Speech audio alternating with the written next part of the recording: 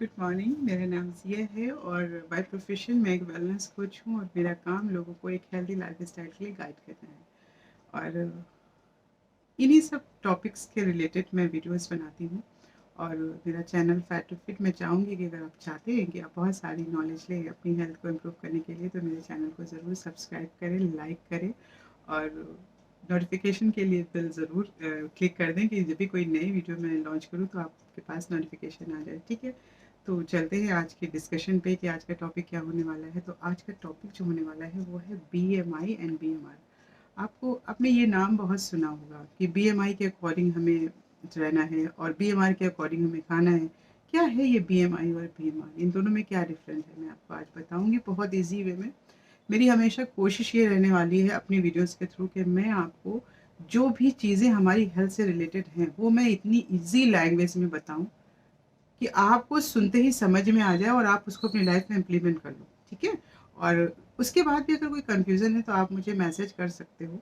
ठीक है, बॉक्स में आप डाल सकते हो, मैं बिल्कुल आंसर दूंगी।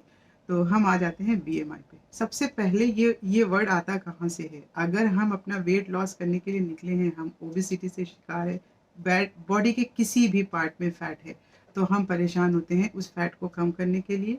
वो फैट है ये कैसे पता चलता है? हमारे नंबर बढ़ने लगते हैं, हम मशीन पे खड़े होते हैं, हमारी हाइट और जो हमारे इंटरनल पैरामीटर है उनके अकॉर्डिंग मेरा वेट जब ज़्यादा आता है तो हम देखते हैं, तो हमें समझ में आ जाता है कि हाँ हमारा वेट बढ़ा हुआ है, हम परेशान होने लगते हैं। तो परेशान नहीं होना है, वेट अगर बढ़ रहा है या आपका बढ़ गया है तो परेशान नहीं होना है। सबसे पहले अपने BMR को और BMI को चेक करना है कि क्या है हमारी बॉडी का नॉर्मल BMI और BMR। ठीक है, किस कैसे करना है? तो पहले हम BMI के बारे में बात करेंगे। BMI का फुल फॉर्म है बॉडी मास इंडेक्स, यानी हमारी बॉडी में जो फैट का परसेंटेज है वो कितना है। देखिए, मेरा वेट मान लीजिए 69 kg है। ठीक है, लेकिन मेरी बॉडी के अंदर जो मास इंडेक्स है, यानी मसल्स का वेट भी होता है आपकी बॉडी में, मेरी बॉडी में मास का मसल्स है लेकिन फैट नहीं है। तो मेरी मेरी मैंने चेक किया, मेरी बॉडी का BMI जो निकला वो निकला 18.5 के बीच में निकला, 24.9 के बीच में। अगर मान लीजिए 18 से लेके 25 के बीच में अगर आपका BMI निकल रहा है, आप निकाल रहे हो, आप किसी भी साइट पे जाओगे आराम से अपनी हाइट और वेट को डाल के आप निकाल सकते हो, आपका इसके अंदर निकल रहा है, यानी कि आप नॉर्मल रेंज में हो, आपका BMI नॉर्मल है, आपको इसके अंदर रहना है। अगर आप ये समझिए कि अगर आपका 25 से 29.39 के बीच में आ रहा है तो आप ओबेसिटी की तरफ बढ़ रहे हो, यानी कहीं ना कहीं फैट बॉडी में डिपॉजिट होने लगा है। अगर ये रेट 30 से ऊपर निकल गया, यानी अगर 30 से ज़्यादा आपका BMI आ रहा है, आप जब भी किसी भी साइट के थ्रू आप निकाल रहे हो या कहीं टेस्ट करा रहे हैं, आप देख रहे हैं, तो आप समझ लीजिए कि आप ओबेसिटी के शिकार हो गए हैं, बॉडी में आपके फैट लेवल बढ़ चुका है। अब आपको अवेयर हो जाना है। और फैट पूरी बॉडी में भी हो सकता है, किसी एक पर्टिकुलर एरिया में भी हो सकता है, हमें इन सब चीज़ों में अभी नहीं जाना है। अभी सिर्फ कॉन्सेंट्रेट क्या करना है कि हमारा जो BMI निकला है वो क्योंकि 30 से ऊपर है, क्योंकि 25 से ऊपर है, तो हमें क्या करना है, हमें अवेयर हो जाना है और उसको कम करने के लिए कोशिश करना स्टार्ट कर देना है। कैसे कोशिश करनी वो भी मैं बताऊंगी, लेकिन अभी मैं थोड़ा इसको वीडियो को लंबी नहीं करूंगी। अभी सिर्फ हम BMI और BMR पे डिस्कस करेंगे। तो ये हो गया BMI यानी बेसल मेटाबॉलिक इंडेक्स। अब हम आ गए BMR पे। अब ये BMR क्या है?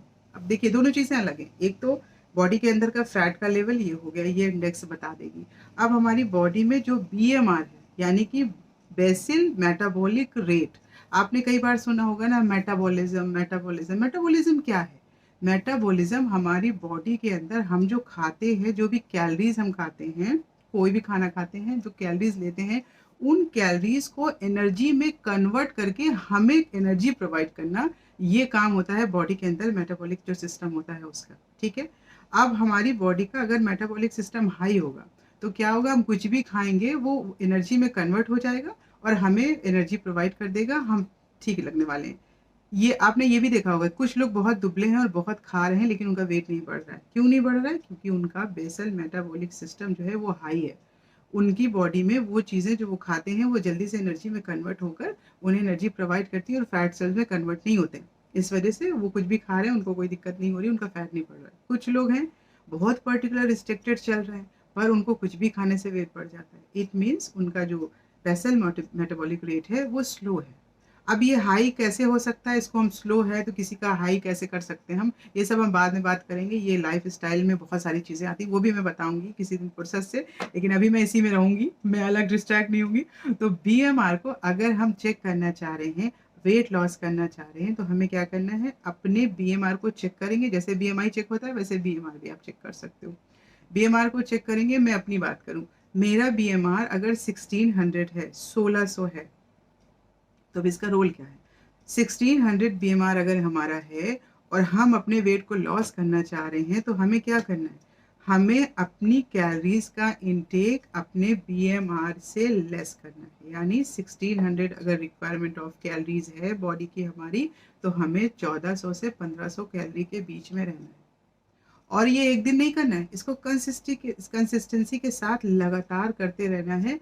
जब हम 7000 कैलोरी बचाएंगे, यानी रोज हमने अगर 200 करके बचाई, तो एक टाइम ऐसा आएगा कि हमारे 7000 कैलोरीज बचेंगी। जब हम 7000 कैलोरीज को बचा लेते हैं, तो हम 1 kg वेट लॉस करते हैं। ये क्लियर है। बहुत से लोग होते हैं, आज मैंने ये किया, कल मेरा वेट नहीं गया। क्यों नहीं गया? क्योंकि अभी वो बैलेंस बॉडी में नहीं आया। अभी आपको बराबर से चलना है, आपको ये लगातार कंसिस्टेंसी से काम करना है। रोज 1400 कैलोरी लेनी है। अगर आपका 1600 कैलोरी का इंटेक है बॉडी में, तो आपको 1400 से 1500 के बीच में रहना है। फिर उसके बाद आप देखोगे, एक हफ्ते आप लगातार करोगे तो आपका वेट लॉस होगा।